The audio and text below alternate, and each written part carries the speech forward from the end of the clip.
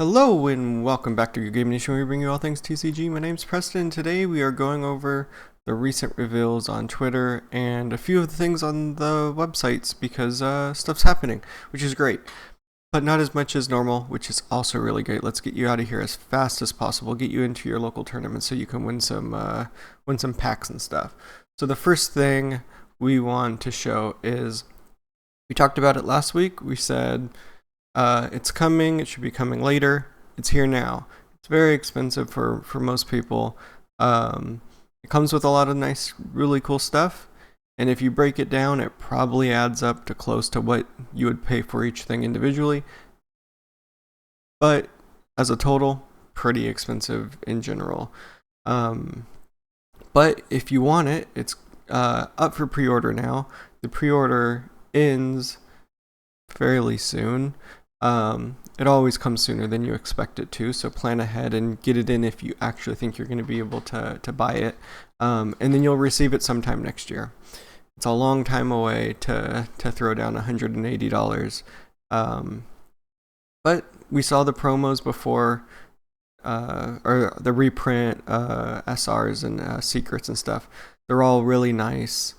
The art, I believe it's the art from like alt arts and stuff like that, with different backgrounds. But it's expensive.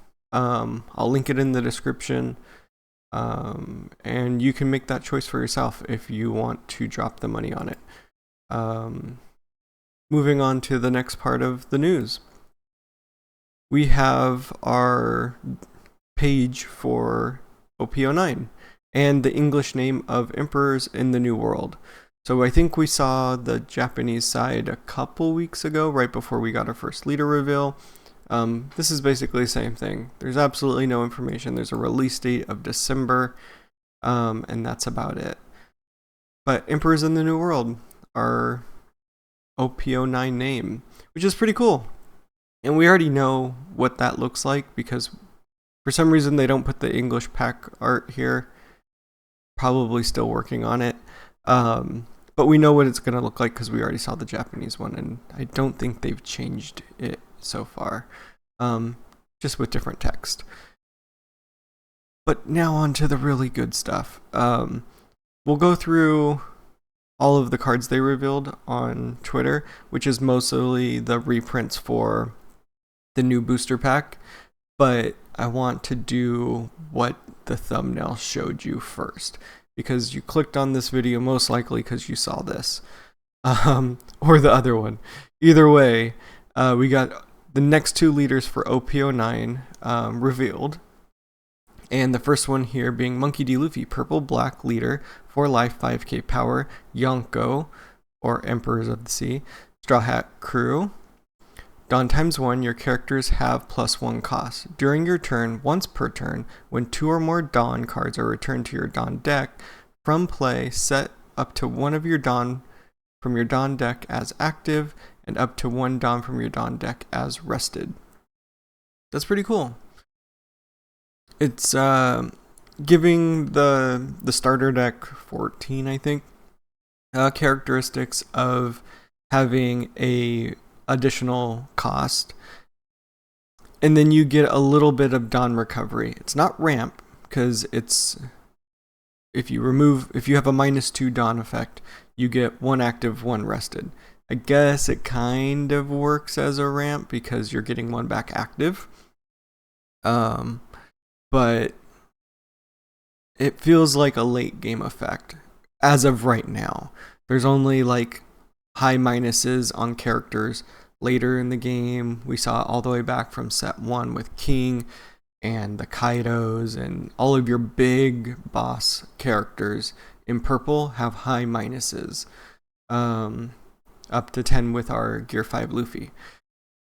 But we also have a couple event cards everyone's talking about, Top Knot, and I'm assuming based off of this effect, the purple side of the set is going to be our Yonko, our Emperor Luffy side, and we're going to get a couple more -2s that are going to be decent effects that when played with this leader become even better because they're going to basically give you back 1 active Dawn every time. Now if we think about crazy combos with this. You can have Kid and Pudding also ramping back Dawn, and then it becomes a little bit more interesting. But in general, this is a pretty cool leader.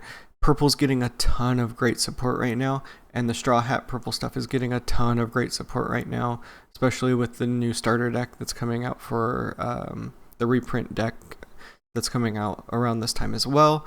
So you could have something really interesting. As always, I think these leaders are going to depend on the cards that come out for the set for them. We have a decent amount of purple stuff. We know Red Purple Law is using a decent amount of good purple stuff right now for that deck. We know that the Wano purple stuff is okay, and there's at least a searcher for them now. So you have some good things going for you, plus the black Straw Hat Crew stuff that was part of the starter deck. So you have this good mix. I imagine that the Straw Hats are going to be purple, because we already saw Blackbeard as being the mono black leader.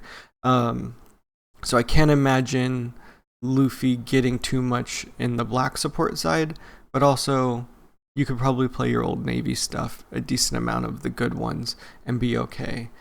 Or just play all Straw Hats in purple and black and be probably, hopefully with this set, in a good position. But with that being said, there's one more leader that they revealed, and this one was a surprise to me. It's Nico Robin. Did not expect to see a Nico Robin leader. I know we've been waiting for so long to get other Straw Hats as leaders, but wasn't expecting this set to be the one with additional Straw Hat Crew. Nico Robin, purple yellow leader, 4 life, 5k power, Straw Hat Pirates. Banish. When attacking, you may trash one card with trigger from your hand, add up to one Dawn card from your Dawn deck as rested. That's pretty cool. Having Banish on your leader is great. It's kind of like the Yamato having double attack. Having keyword traits on your leader is something that not everyone gets, so it's really cool when it happens. It makes that leader just a little bit more attractive as a opportunity to me. And then you get ramp at the cost of a trigger in hand. So if you have triggers in hand and this deck doesn't revolve around putting those triggers into your life to get them, trash them in ramp. That's pretty good. That gives you an extra Dawn every turn after your first turn. So if you go first, you're hitting like 4s, and you end up getting like 3 Dawn per turn after once you get to attack, which gets you to your big bosses faster. And purple has some nasty bosses, and yellow has some nasty bosses. So you have a good opportunity to play it very quickly and get some stuff that your opponent possibly won't be able to have. This is very similar to what I probably said when Pudding was revealed. Purple and yellow has really good characters. This is, I think, probably a little bit more effective as a ramp than Pudding, because Pudding you have to flip your life back down to be able to activate again, and this you just have to ditch another card. So as long as you're playing enough triggers, you're fine. But we talked a lot about what Pudding did before, so maybe I'll link what I ranted about Pudding, or you can just imagine how good this is going to be, because I think this is a pretty good leader that has ramp enabled and has some extra keyword traits, which is great. Plus it's Nico Robin, so we know we're going to get an absolutely phenomenal alt art that is going to come for that leader. Can't imagine what the Luffy alt art's going to be, because the regular art's already pretty good. But moving on, we're just going to flash through all of the quickly through the alt arts that they showed from the new set, just because I didn't show them before and this is a quick episode. So we're getting a reprint of Secret Shanks from set 1 with possibly new and improved art, depending on how your opinion is, but pretty good new art for that, which is exciting. And now we also have Mihawk, which is a nice back-to-back for those two characters. This is also set 1. and potentially better art than his regular, but debatably as good art as his original art. You could check that one out. They're both incredible. Next up, we have an ISO. This is set 1 ISO also. And if you remember its original art, this absolutely needed an alt art. It got a like tournament pack alt art, but this is so much better than everything we've gotten so far. So not that the card's relevant anymore, but if you want, I guess red green Odin is doing okay, but still, much better art than the original art. So it definitely needed a reprint. And then you have Smoothie. Getting another alt art, getting its first alt art, doesn't matter. OP09 Smoothie getting an alt art for the promo pack as well. Moving on to Bardo Club, getting his alt art reprint, which is again, all of the art I think is hitting really nicely. They're all very nice and very full of character. And we love Bardo Club, boy. Now moving on to our Law. This is the starter deck Law. Interesting that we're getting starter deck cards as reprints in this pack, but I guess it is like the best collection or whatever. So we got a purple starter deck 10 Law. Moving on to some events. And we'll get into it shortly, I believe, but the events... in the next slide, I think, have multiple art. So this could be one of many 4-3000 worlds. Not sure, but it's basically the original art just kind of taken up to like a 8 or 9 instead of the normal 4 or 5 that it was. I guess we'll jump back to this Yamato. We got a 9 cost OP04 Yamato alt art, which is probably as good or better than any other card we have so far. And now we have the events that I was talking about. So from what I saw, and I'll link it in the description from the live stream, they have multiple versions, and I think I talked about it last week with Chopper. We have multiple versions of each card, or some cards, and this is the highest alt art for these events. And we got Helmblaze, we got the Magellan effect, and then we got 2 trillion volts or whatever it's called. And they're all the highest rarity for these cards, being really nice alt arts. Probably going to be a little bit harder to get your hands on as well, but they're gorgeous. So same like I was saying with the Zoro 3000 Worlds, that might not be its full alt art. There might be other versions. There might be even more full art versions of it. Or that's the highest one and we'll get like the original art but hollow and stuff like that.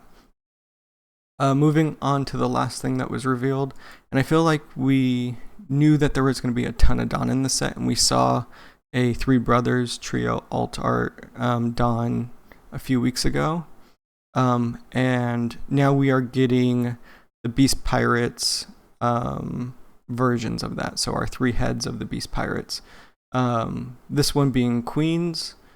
I believe this is Jacks, and then we get Kings.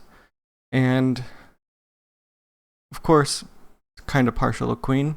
I wish the pose of Queen here in the middle was a little bit different, because part of his song in the anime, he's doing a dance. I wish it was like a ton of him, mostly because I like Queen because he's an egg and it's funny. Jax honestly looks really great. Jack always gets really good alt arts, even though he's probably the most losing character in the entire of the series. And then we have King, which is so punk rock looking and awesome. So we have these 3. We have 3 brothers.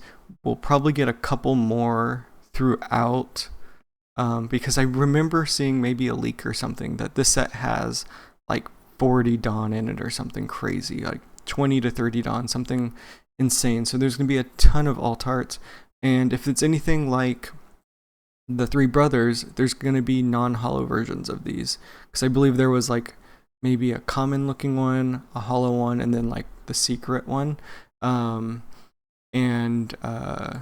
which gives you the option to play them even if you don't get the shiniest, most best version of them, which is interesting at least. But that's all we have. I really talked more than I wanted to on this one. So if you're still here, give me a thumbs up. If you want to get more One Piece TCG content, hit that subscribe. Until next time, peace.